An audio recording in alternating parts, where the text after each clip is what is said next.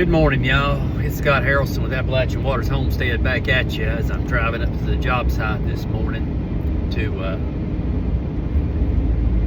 go up there and go to work. And also I thought I'd sit here and talk at you a spell as we headed up that hill.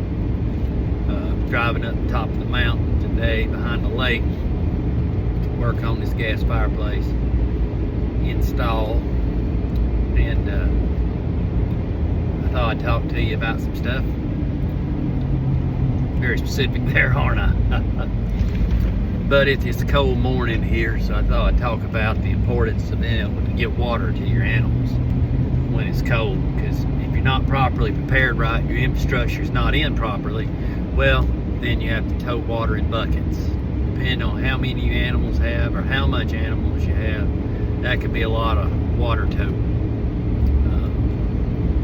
I get by with a 5-gallon bucket to my laying hens right now and 5-gallon bucket to both of my different 2 herds of goats. Takes care of them, but you have to do that twice a day, and that's why I don't run my hogs through the winter. I bring feeders in the spring, and then we send them to processing in the fall. Usually October, try to send them to processor. That way I don't have to run freezers and coolers when I bring it back to the processor, because it's normally cold enough to be able to take care of it. But it's pretty good. Now chickens, I don't have any meat birds right now. I ran my meat flock late this year though, so I just butchered the week after Christmas, between Christmas and New Year's. That was a pretty cold butcher, and the high was like 34 that day when I butchered. My fingers had it pretty good there. When I was eviscerating and cutting up, it was definitely cold when I was cutting them up after they chilled. But good news is I didn't have to worry about any pests or anything else out and about, and I didn't have to worry about anything such as that, because it was plenty cold. But it was starting to get pretty towards the end there, last couple of weeks of them birds. It was a pain to keep their water unfroze, and to keep them, I was having to switch their water out twice a day just to even think about keeping it unfrozen for them. So that's something to think about by the time of year that you have your animals. Normally I have my meat birds out and gone before Thanksgiving. That way I don't have to deal with trying to water them through that. Like I said, now my laying flock, normally their water runs out of a 55-gallon drum with cups, but that doesn't work too good this time of year, because if the 55-gallon drum doesn't freeze, the cups start to freeze around that little nipple, and it makes it really be a pain to get water to those. So we have to trough water them with 5-gallon buckets. Now I'm going to come up, I'm working on a design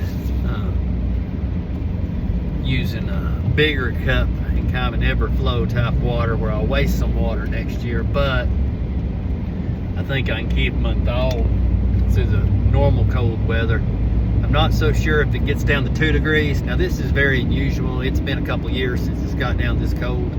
And even when it gets this cold, it normally stays this way for 3 or 4 days. It's been in single digits since the lows for like the last 3 days, and below freezing for approximately 72 hours or a little more.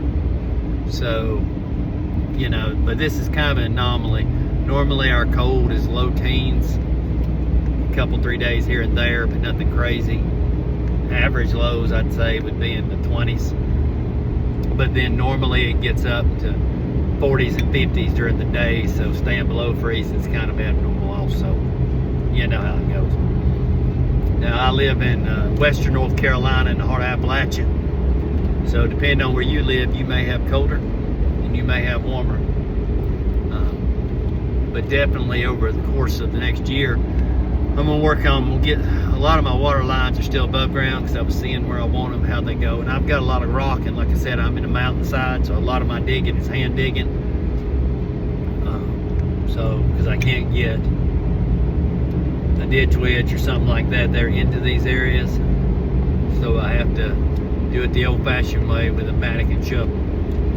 But really gonna make a concerted effort to get the water lines in the ground for this next year and set up these new type waterings, which will make things a lot simpler, and a lot of these waterings. That way I can automate the water, which will help me in the summer also, making sure I don't have to turn a hose on or turn on a line or something like it there.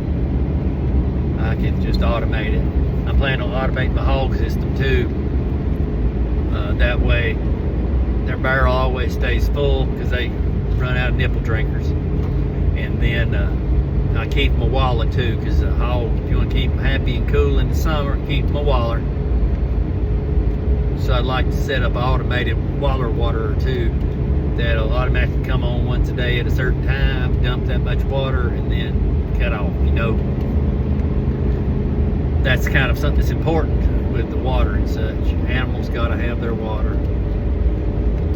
So hopefully I can get all that worked out this summer. It's just between work and my daughter playing ball, it's tough sometimes to get it all in, because we play ball about 2.5 hours from here. So we go practice every weekend, and we go play a bunch. So it's ooh, there's a little slick spot right there, let me tell you what. But it works out good. She loves her team, she loves to play it. Her goal is to play Division I softball, so hopefully we get there one day for her. I know she wants to, something fierce. She's a good kid. There's a lot more things I'm planning on doing here and getting it done, but I just want to talk just a little spell on water, because it was on my mind as I had to bust water this morning and pour water this morning in 2-degree weather. So anyway, this has been Scott Harrelson with Appalachian Waters Homestead. I'll talk at you later now. See you.